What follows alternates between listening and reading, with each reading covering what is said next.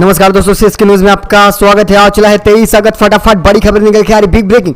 पहली बड़ी खबर निकल के आ रही, भारत आज रचने जा रहा है इतिहास। 5 से 6 के बीच में होने जा रही है बड़ी लैंडिंग। जी हाँ, चंद्रयान 3 उतरने वाला है चांद की धरती पर, बताएंगे इसके बारे में। वहीं एक और बड़ी खबर निकल के आ रही, चंद्रयान 3 की सफल लैंडिंग को लेकर मुस्लिम पक्ष ने अदा की नमाज। शाम को ये नमाज अदा की गई है चंद्रयान 3 के लिए, बताएंगे इसके बारे में। एक और बड़ी अपडेट निकल के आ रही है, पाकिस्तान में फिर से भारतीयों का कहर। जी हां दोस्तों, बड़ी खबर। 15 कमांडो ने पाकिस्तान में घुसकर 4 आतंकी कैंपों को कर दिया तबाह। 8 आतंकी हुए हैं ढेर, बताएंगे इसके बारे में। एक और बड़ी खबर निकल के आ रही है, पाकिस्तान में हिंसा पीड़ित 100 ईसाई परिवारों को मिलेगा 20 लाख रुपए का मुआवजा, बताएंगे इसके बारे में। वहीं स्वीडन में एक बार फिर कुरान के अपमान का वीडियो सामने आया, जमकर हुई है मारपीट, दिखाएंगे, बताएंगे इसके बारे में। एक बड़ी खबर, ब्रिक्स सम्मेलन में भाग लेने के लिए जोहान्सबर्ग पहुंच चुके हैं पीएम मोदी। एयरपोर्ट से ही शुरू हो गया है जोरदार स्वागत। एक और बड़ी खबर निकल के आ रही है, पाकिस्तान के राष्ट्रपति ने अपने सचिव को कर दिया है बर्खास्त, वजह हम बताने वाले हैं। वहीं एक और बड़ी खबर निकल के आ रही है, लूना 25 क्रैश होने के बाद रूसी वैज्ञानिकों की बिगड़ती जा रही है तबीयत, झेल रहे हैं मुश्किल भरा समय। वहीं एक और बड़ी खबर निकल के आ रही है, अफगानिस्तान में तालिबान राज में 200 से अधिक अधिकारियों और सुरक्षा कर्मियों की हो गई हत्या, ये बताएंगे। यूएन का आंकड़ा निकल के आ रहा है। वहीं शी जिनपिंग का होगा अब सर्वनाश, आर्थिक मॉडल चरमराया, बेरोजगारी के आंकड़े हुए हैं आर पार। एक और बड़ी खबर निकल के आ रही है, ब्रिक्स सम्मेलन में हो सकती है शी जिनपिंग से प्रधानमंत्री की मुलाकात। श्रीलंका में हिंदी भाषा को लेकर राष्ट्रपति ने बच्चों को बड़ी सलाह दी है। तमाम बड़ी खबरें निकल के आ रही है जिनको जानना आपको बेहद जरूरी है, लेकिन उससे पहले आपसे एक छोटा सा निवेदन है, अगर आप हमारे चैनल पर नए हैं तो चैनल को सब्सक्राइब, बेल आइकन जरूर दबाइएगा देश दुनिया की फटाफट बड़ी खबरों को पाने के लिए। दरअसल पहली बड़ी खबर निकल के आ रही है, भारत आज कुछ ही घंटों में रचने जा रहा है इतिहास। कुछ ही घंटों में इतिहास को पन्नों पर होगा भारत का नाम। भारत के चंद्रयान 3 बेहद करीब पहुंच चुका है चांद के धरती पर होगा चंद्रयान 3। 23 अगस्त वो दिन हो जाएगा जब भारत इतिहास रचने जा रहा है। 23 अगस्त की शाम 5 से या 6 बजे के 4 मिनट पर चंद्रयान 3 के साउथ पोल की सतह पर सॉफ्ट लैंडिंग होने जा रही है। अब तक दुनिया का कोई भी देश चांद के साउथ पोल पर नहीं उतर पाया। इसरो के वैज्ञानिकों ने दावा किया कि चाहे कुछ ही हो जाए चंद्रयान की सफल लैंडिंग हो जाएगी। ऐसा क्यों कहा जा रहा है? भारत अंतरिक्ष की दुनिया में सबसे बड़ा इतिहास रचने वाला है। इसरो का चंद्रयान 3 अब उतरने का इंतजार कर रहा है। सब कुछ तय क्रम के मुताबिक हुआ तो चंद्रयान 3 का विक्रम लैंडर शाम को चांद की धरती पर होगा। 23 अगस्त वो दिन है, शाम 6:04 सॉफ्ट लैंडिंग कर देगा चंद्रयान। भारत के सभी वैज्ञानिकों को पूर्ण भरोसा है कि पूरी तरह से सॉफ्ट लैंडिंग होने जा रही है। इसरो लगातार चंद्रयान की गति और दिशा पर नजर बनाए हुए हो, और देखा जाए इसके लिए एक लाइव ट्रैकर भी लॉन्च किया गया है जिसके जरिए आप देख सकते हैं कि चंद्रयान 3 अंतरिक्ष में इस समय कहां है और ये सॉफ्ट लैंडिंग हो रही है तो भारत का इतिहास बन जाएगा और इतिहास के पन्नों पर स्वर्णिम अक्षरों से भारत का एक बार फिर से नाम लिखा जाएगा। ऐसे आप किस तरह से देख रहे हैं, अपनी राय दीजिएगा। एक और बड़ी खबर पर चलते हैं, भारत ने एक बार फिर पाकिस्तान को उसकी औकात दिखा दी है। फिर से भारतीय सैनिकों ने पाकिस्तान के घर में घुसकर तांडव मचाया है। 15 कमांडो 4 आतंकी कैंपों को कर दिए गए तबाह। 8 आतंकी हो गए हैं ढेर। सर्जिकल स्ट्राइक नहीं, ये तो ट्रेलर है। भारतीय सेना ने पाक अधिकृत कश्मीर में घुस कर एक बार फिर आतंकी कैंप को तबाह कर दिया। मिली जानकारी के मुताबिक करीब 15 भारतीय कमांडो ने रजौरी व पुंछ जिलों के माध्यम से नियंत्रण रेखा के पास जाकर पाक अधिकृत कश्मीर के टोलरी के नाकौल सक्रिय आतंकियों के 4 लॉन्चिंग पैड को तबाह किया गया है। भारतीय कमांडो की इस कार्रवाई में 8 आतंकी मारे जाने की सूचना सामने निकल के आ रही है।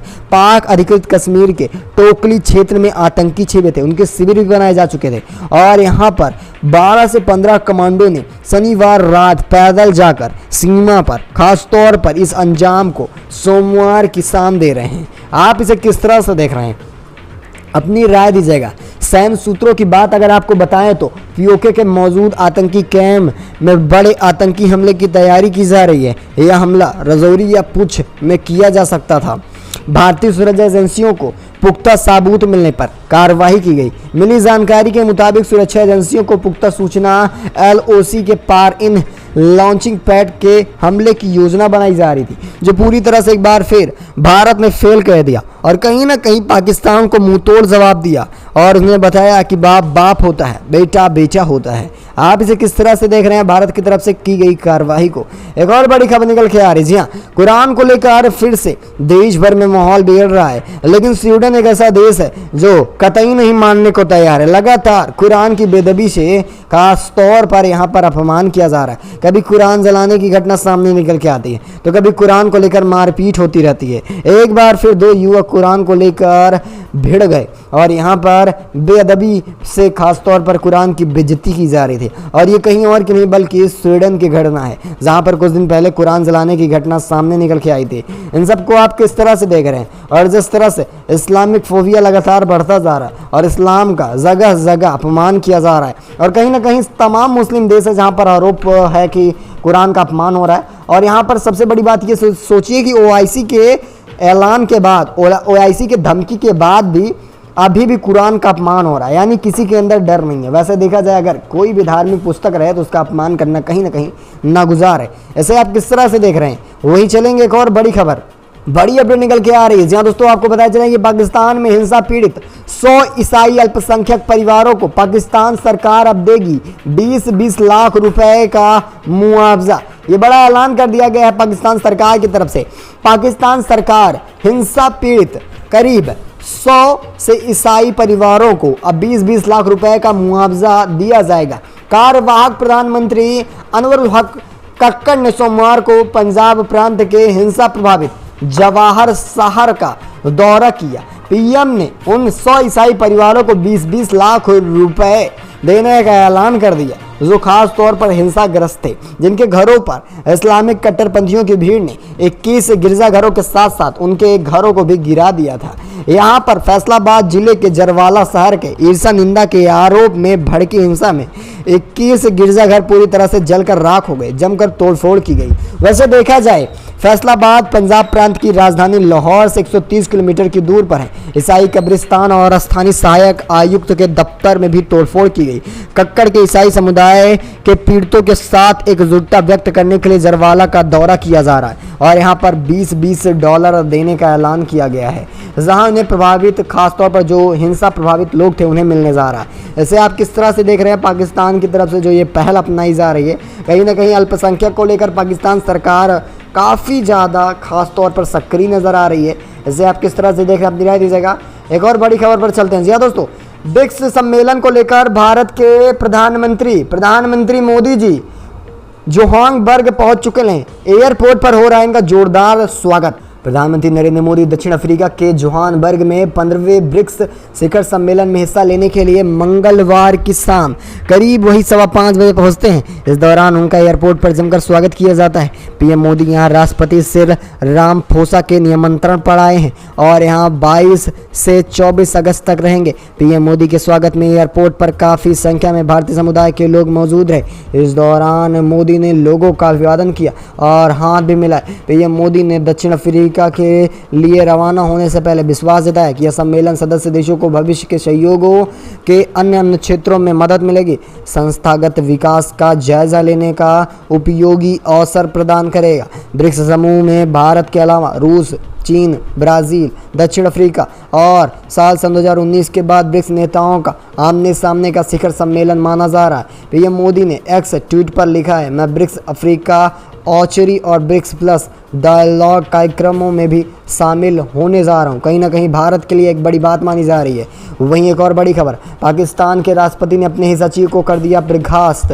पाकिस्तान के राष्ट्रपति आरिफ अलवी ने सोमवार को अपने सचिव को बर्खास्त कर दिया। एक दिन पहले ही उन्होंने कहा कि उन्हें 2 प्रमुख विधेयक पर हस्ताक्षर नहीं किए और अपने कर्मचारियों को बिना हस्ताक्षर किए दोनों विधेयक तय समय पर वापस करने का निर्देश दिया था ताकि वे निष्प्रभावी हो जाएं। स्थानीय मीडिया विधेयक पर राष्ट्रपति द्वारा हस्ताक्षर किए जाने और विधेयक के बाद कानून बनाने की खबर आने के बाद रविवार को राष्ट्रपति अलवी ने इस बात से इनकार किया कि वो आधिकारिक गोपनीयता यानी कि संशोधन विधेयक सन 2023 और पाकिस्तान सेना संशोधन विधेयक सन 2023 पर हस्ताक्षर किए हैं। राष्ट्रपति सचिवालय ने एक बयान में कहा कि अलवी ने सचिव वाकर अहमद प्रतिस्थापना के लिए कहा, जिसमें सेवा की अब आवश्यकता नहीं है। बयान में कहा गया कि अपने पूर्व बयान के मद्देनज़र राष्ट्रपति सचिवालय ने प्रधानमंत्री के प्रधान सचिव को एक पत्र लिखा।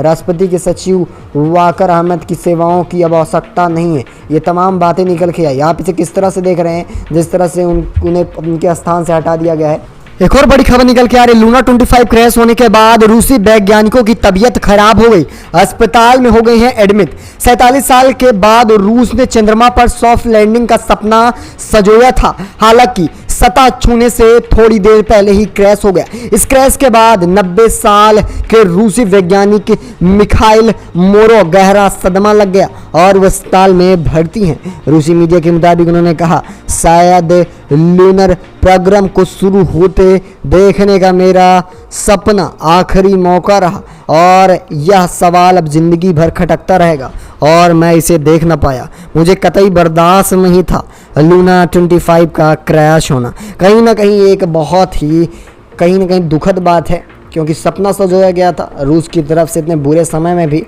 खास तौर पर लूना 25 को लॉन्च किया गया क्योंकि इस समय रूस और यूक्रेन का भारी युद्ध चल रहा है, लेकिन इन सबके बीच भी एक बड़े कदम को उठाया गया, लेकिन ये प्रकृति को मंजूर नहीं था।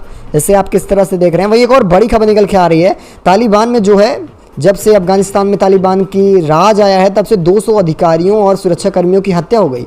यूएन ने यह बड़ा रिकॉर्ड दिया है। तालिबान के अफगानिस्तान पर कब्जा करने के बाद 2 साल के बाद देश में 200 से अधिक पूर्व सरकारी अधिकारियों और सुरक्षाकर्मियों की हत्या कर दी गई। कहीं ना कहीं देखा जाए एक बड़ा आतंकवाद फैल गया है तालिबानियों के द्वारा। ऐसे आप किस तरह से देख रहे हैं, अपनी राय दीजिएगा। वहीं एक और बड़ी खबर, शी जिनपिंग का आर्थिक मॉडल चरमरा गया, सच छिपाने में जुटा प्रशासन, बेरोजगारी के आंकड़े सब कुछ बयां कर रहे हैं। आपको बता दें कि 1 दशक तक अब यही हाल होने वाला है चीन का। जो शी जिनपिंग का मॉडल रहा था, खास तौर पर सबसे बड़ी बात रही थी यहाँ पर मॉडल को लेकर, आपको बताना चाहेंगे कि ये पूरी दुनिया भर की दूसरी सबसे बड़ी अर्थव्यवस्था बनकर उभर रही थी और यहाँ पर एक बड़ी अर्थव्यवस्था बनी, लेकिन उसके बाद यहाँ पर कहीं ना कहीं एक करारा झटका लगा। आप इसे किस तरह से देख रहे हैं, अपनी राय दीजिएगा और ज़रा बताइएगा, क्या चीन के भी बुरे दिन शुरू हो चुके हैं या नहीं। अपनी राय कमेंट के माध्यम से देना भूलेगा। वैसे इस खास बुलेटिन में बस इतना ही, मिलेंगे आपको अगली बड़ी अपडेट के साथ। तब तक के लिए धन्यवाद। जय हिंद, जय भारत।